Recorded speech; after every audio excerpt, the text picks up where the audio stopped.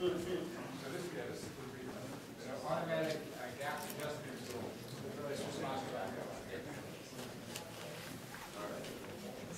Hello everyone, my name is Arash Man. This is David Connor, David Alexander, Sherry Jersak, and Andrew Yin. Together we are the computer engineering team for the Frito-Lay UTDesign project. Now, as you all may know, Frito-Lay is a Fortune 50 company that produces over 1 million pounds of chips each year, including the popular Lay's and Ruffles brands. Now, at this scale of worldwide production, it is very important for them to accept the challenge of maintaining consistency between every single individual chip and its taste and its thickness.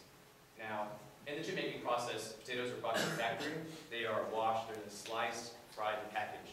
Now, during the slicing process, there's heavy stress put on the slicing machinery, namely the slicer head. Now, this is that diagram over there, the yellow gold image is the slicer head. Now, this stress on the slicer head causes misalignments in the blade gaps, and this misalignment causes undesirable inconsistencies in the chip thicknesses, which means that when these chips are fried, they can taste bad, and they don't want that. Now,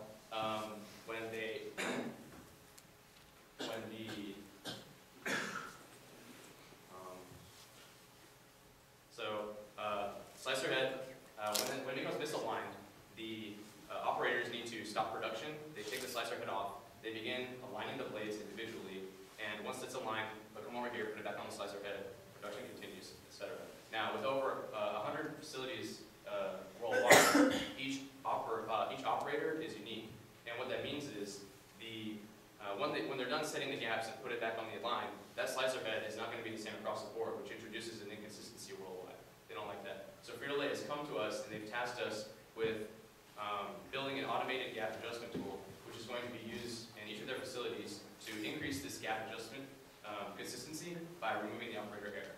Now, with this complex problem, we first have to step back and we need to approach this by analyzing how the adjustments are made and what working conditions we're going to be in. We work with a team of mechanical engineers to develop some sort of ideal flow for the system that helps us understand the actual process of the adjustments and what that encounters. For example, when you have the slicer head, what we're going to do is we're going to measure the gap using some sort of measurement tool at an index point. And then once we have this gap, we're going to check to see if it's within the tolerance. If it's within this tolerance, then it's good. If it's not, we need to activate some motors and servos. They're going to screw and unscrew some screws, and this screwing is going to adjust that gap. Now, as that gap adjusts, we're going to be checking it. When it becomes in tolerance, we're going to stop there. We're going to move on to the next gap, and we're going to keep doing that until the slicer head is completely set, and the operator can just take it, put it back onto the line.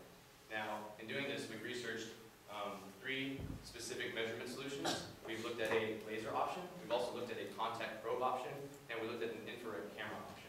Now, in choosing the solution for the measurement, it is very important to consider the fact that we have a really good tolerance that we have to meet. I mean, we're looking at 0.5 of an inch, and you can't really reach that with traditional conventional measurement methods. So we looked at extensive testing, extensive research to determine which sensor was ultimately good for us. We chose the contact probe because of its practicality, its cost effectiveness, and overall, I mean, it's being used in industry now. It's a relative standard, so why not use it? We also looked at a controller idea. So we started with the PC, and we eventually dwindled it down to an embedded system. And this embedded system we would use to control the different electrical components. We would control the user interface. We would also control any mathematical operations that need to be taken care of when coming up with this measurement. Throughout the semester, we also we created a virtual simulation to help us better understand this actual process in step-by-step, kind of like a live feed. And we use this to determine some sort of theoretical duration for this process, as well as actually understanding the steps that go into making this system. Now, in the next semester, we're thinking about taking the research that we've done now, purchasing all components, implementing it, and creating a prototype that can be used in Frito-Lay's facilities that can help remove the inconsistency generated by these operators. And at this time, I'll open the floor for any questions. So I'm not sure I understood. You eliminated the laser and the camera approach. Is that correct? That is correct, yes. And what's left is the compact probe, or? Yes. That is what we're currently working with right now. Okay. What's the frequency that the measurements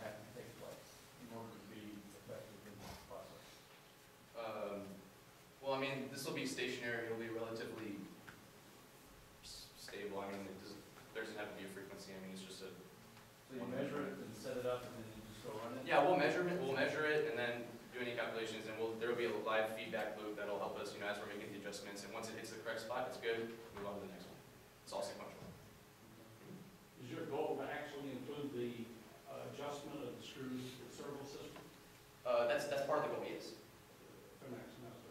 Are you gonna have the cutter in place so it rotates to each one to adjust it while it's in place, or you take it offline? So ideally what will happen is the operator will take it, put it onto this machine, push a button, and it'll just go through each You're individual. not gonna build that whole machine? Oh, we're working with 5 other mechanical engineers as well, so we have a team of 10, and together we're going to build this system as you see over there. Their students also? Yeah, it's just, they're not here with us right now. You're doing it in senior design for mechanical engineers. Yes, that is true, yeah, sorry about that. So how many degrees of freedom do you have? I mean, you've got the pusher, you've got the speed of the cutters, and you have the angle of the cutters. So that's pretty much all the adjustments. Well, ideally what will happen is it'll be positioned, so it'll be indexed, it'll be stable, and then measurements will take place, adjustments will take place, and move on to the next. So there shouldn't be any, like movements so each individual function is performed at once. Well, I'm not sure. Next semester, when we, out on the table, what are y'all gonna demonstrate? You gonna have a tape out there?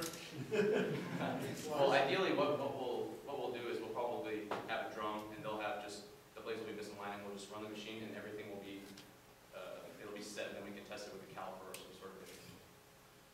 How much variation do you have vertically in those cover blades? These blades right over there. The whole thing, but are you gonna adjust the tilt to each one? Yes, we will be accounting for the tilt of each individual. Each blade is about, I don't know, a series of contact probes, so they have 3 that are going out to touch on the blade. Well, that's kind of, and awfully ambitious for one more semester. Go ahead. Is there any chance to make this system like inline, so you don't have to take the machinery off, but some kind of calibration and adjustments as the potatoes go through?